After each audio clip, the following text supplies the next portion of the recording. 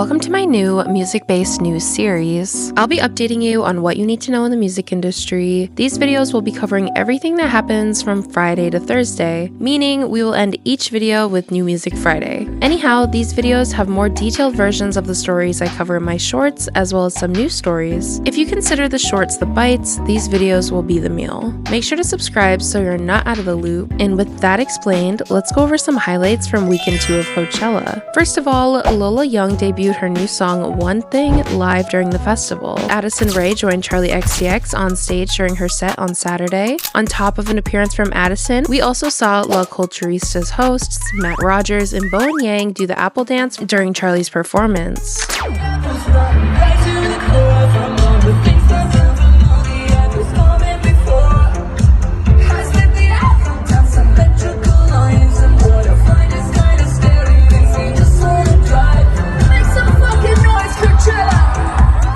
Charli then ended her set by officially ending BRAT Summer and passing the torch to other artists, including Kali Uchis, Pink Pantheress, Lorde, and more. Last week, in a short, I talked about how Charli pissed off Green Day fans by wearing a Miss Should Be headliner sash. Well, during Green Day's second headlining set, Billy Joe wore a BRAT hat given to him by a fan in the audience. Then, Trey Cool of Green Day humorously wore a sash reading Actual Headliner, to which Charli commented on a picture of, saying she was obsessed. With this silly back and forth, I think it's safe to assume there's no beef here. In addition to joining Charli, Addison Rae also performed with Haim on stage at one of their shows. Check it out.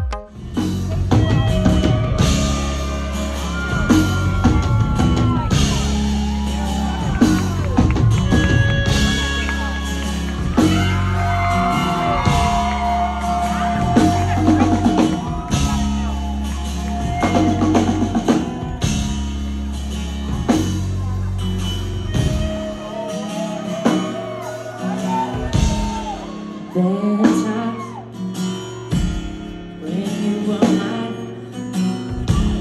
What more could you want? You already took all my pride. And I know when you come back close, I'll find myself tangled up in your rope. Man, I swear with that.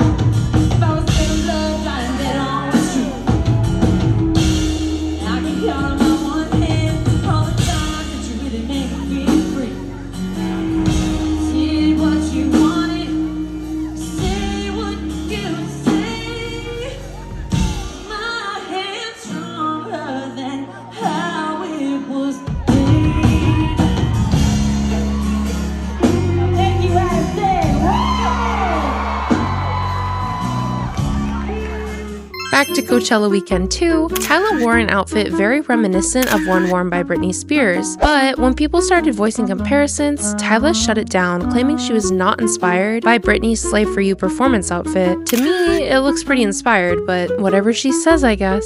Speaking of Addison Rae, there's major news regarding Addison Rae's upcoming project. The TikToker turned pop star has officially given us confirmation on her first full-length album. The album is a self-titled project called Addison. Here is the main cover. There's also this alternative cover which will be released. We finally get to listen to Addison's debut album on June 6th. She announced the album release through a post on Instagram with the caption reading, Addison June 6th, self-titled debut album. I love the entirety of this project with all of me. A mirror, a deep desperation and desire to understand myself better, a true collection of my proudest work yet, my dream cover, my dream collaborators. Pre-save now to prepare a sweet home for her.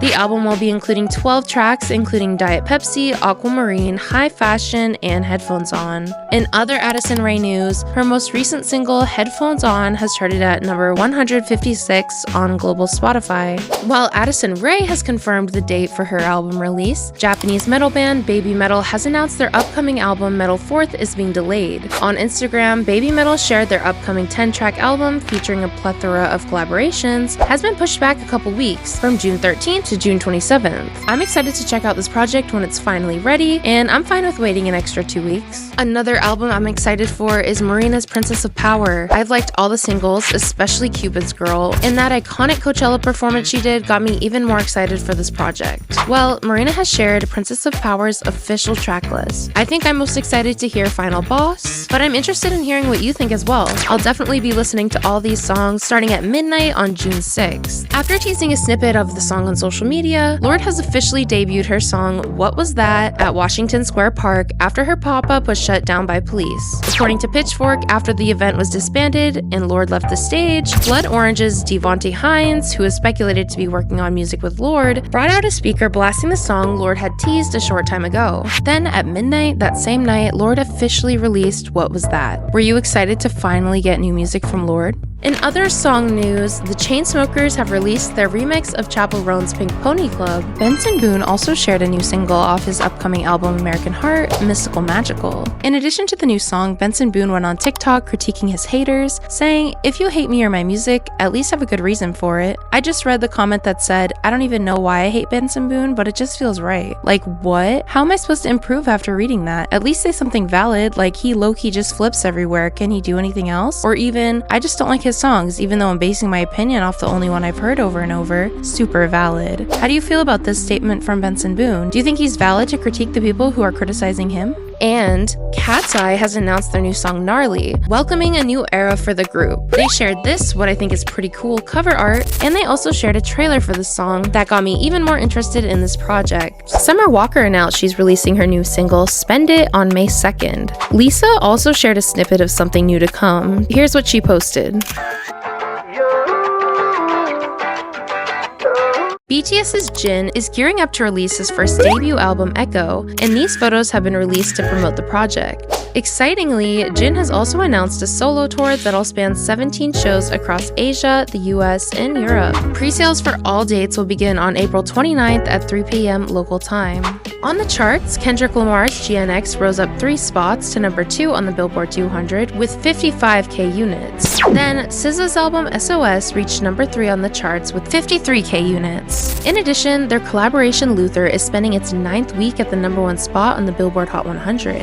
It's no coincidence that these two have seen a bump in streams, considering their grand national tour kicked off this week. SZA hosted a pop-up event for the launch of her Not Beauty lip collection. The pop-up turned into a meet and greet where SZA graciously signed autographs, took pictures, and connected with fans. According to Hot New Hip Hop, SZA was really trying to give everyone time in the meet and greet, with one fan recalling, quote, "Security tried to move people along, but SZA stopped them. Don't rush them," she told them. "That meant everything to me," end quote. Speaking of Kendrick though, he is now the ambassador of Chanel. Back to the charts, we also saw Pink Pony Club reach a new peak of number 4 on the Hot 100, tying Chappell's other highest charting song, Good Luck Babe. Beyonce has shared these beautiful photos 4 and 5 days before the Cowboy Carter tour kicks off. Also, this week we celebrated the 14th anniversary of Beyonce's song Run the World, an infectious woman empowerment anthem. Despite some mic issues, Lady Gaga ended her Coachella run phenomenally. And speaking of Lady Gaga, Abracadabra by Lady Gaga reached 300 million streams. Abracadabra is now her 23rd song to do this. Mother Monster also added 7 new shows in California to the list of Mayhem Ball tour dates, 3 of those being in San Francisco and the other 4 being in LA. Some darker news, earlier this week, Lil Uzi Vert reportedly was hospitalized in New York. The hospitalization came after Lil Uzi Vert got sick while staying at a hotel in Manhattan. According to TMZ, an eyewitness of this watched as Lil Uzi was wheeled from his building and placed into an ambulance around 2:30 p.m. on Monday. TMZ also goes on to report that their girlfriend JT, formerly of the City Girls, was with them at the time. I'm sending my best wishes to Lil Uzi to get better soon. If you're anywhere near Chicago, here's some news for you. Riot Fest has announced the lineup for its 20th iteration taking place at Douglas Park in Chicago from September 19th until the 20th. The festival will be headlined by Green Day, Blink-182, Weezer, and Jack White. But over 90 bands and artists will be performing at the festival, including Idols, Knocked Loose, Rico Nasty, and more. Green Day just put on 2 killer sets at Coachella, so it'll be fun to see what they bring to Riot Fest. Tickets are on sale now, and for more information, you can visit riotfest.org. Continuing on Green Day, excitingly, they'll be getting a star on the Hollywood Walk of Fame. They'll be getting their star on May 1st at 11:30 a.m. Pacific Time. Serena Williams and Ryan Reynolds will be speaking at the ceremony. Green Day's star will be located at 6212 Hollywood Boulevard. Look for Amoeba Music and you'll be able to find the star around there. And after a silly back and forth with Green Day as they both rocked the Saturday night Coachella crowd, Charli XCX has officially kicked off the US leg of her BRAT tour. With this, it means that the BRAT tour setlist has been confirmed. Charli will play the following songs start to finish: 365 featuring Shy Girl remix, 360 Von Dutch Rewind, I Might Say Something Stupid, Club Classics, Unlock It, Talk Talk, Apple, So I featuring AG Cook remix, Spring Breakers, Girl So Confusing featuring Lord remix, Everything Is Romantic, Speed Drive, Sympathy Is a Knife, Guess featuring Billie Eilish remix, and 365. Then the encore will consist of Party For You, Vroom Vroom, Track 10, and I Love It. This week during WrestleMania, the national anthem was performed by pop star Ava Max. Wiz Khalifa recently shared that he's a flat earther, and he elaborated on that in a recent interview on the Joe Budden podcast. Is the earth round? I would say no. What shape is it? I just believe that we live on a flat plane. Yeah, like a huge flat plane. Yeah. It's only because I've traveled so much and I see like... Did you ever get to the edge of the earth? Nah. Okay. It's not that. There's more, I think that there's more masses than just what we see. Just the earth. Because we lived, it was one thing before and it's like spread out. Yeah, So it's layered like... He also added that he doesn't believe they explore space as much as they say they do. Katy Perry kicked off her Lifetimes tour, where she's apparently teasing another album with this visual on the screen. The tour also features a Choose Your Own Adventure segment where fans can vote on what song Perry plays. Karol G has shared the first trailer for her documentary, Tomorrow Is Beautiful. The movie will premiere May 8th on Netflix. Crossing the influencer and musician world, Trisha Paytas has released a brand new music video for her song Lullaby off her postpartum pop star EP. Lil Wayne has shared the cover art for his upcoming album, The Carter 6, which will come out on June 6th. More rap news, Doechii recently released the music video for Anxiety, and with that, the song has reached 200 million Spotify streams. She also graced the cover of Cosmopolitan. The rap star interviewed with the magazine, where she was asked to comment on where she sees herself in 20 years. She shares, quote, "I hope I'm resting. I hope to be writing books or to have other creative facets that don't generate money. Doing things just to do them, not as a job. Hopefully I'm wealthy enough to never have to work again," end quote. Another girl we saw on a cover this week was Addison Rae with Elle, where she announced in an interview that she wants to go just by her first name, Addison. The American Music Award nominees are out. Should I make a video going over my predictions? Let me know if you'd watch. SNL has confirmed their final musical guest for the 50th season will be Arcade Fire and Bad Bunny before the season wraps up on May 17th. When Kirk Hammett was asked by The Hollywood Reporter if Metallica would ever play the Sphere, he responded with, quote, "Oh heck yeah. That's a great example of how venues are changing. That's using modern technology to the fullest to really up the levels of production and entertainment, connected to AI and making it a crazy experience." I also wanted to mention that I saw Metallica last weekend in Syracuse, so here's a video I took from that.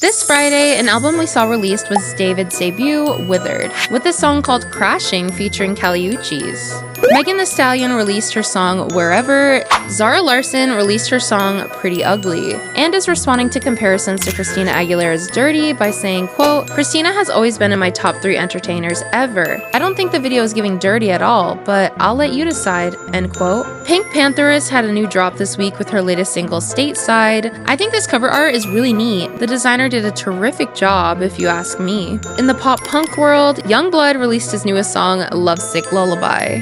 And Ghost fans must be pretty excited this week because their anticipated album Skeleton dropped this Friday. It's also been announced that Super 7 is collaborating with Ghost on this Papa 5 Perpetua figure. The quickly rising rock band Sleep Token also released a song called Democles. The song is from their upcoming album Even in Arcadia, which will come out May 9th. And to end this video, I just want to say rest in peace to Roy Thomas Baker. Baker was known for his work with the legendary band Queen on songs such as Bohemian Rhapsody. Baker passed away earlier this week at the age of 78, but his cause of death has not been announced. Roy Thomas Baker's legacy will live on through all the music he worked on throughout his life. But that's about it for today for music news. I hope you enjoyed hearing all of the newest stories in this video. If you did, make sure to like this video and subscribe to my channel while you're at it. I'll see you guys very, very soon. Bye-bye.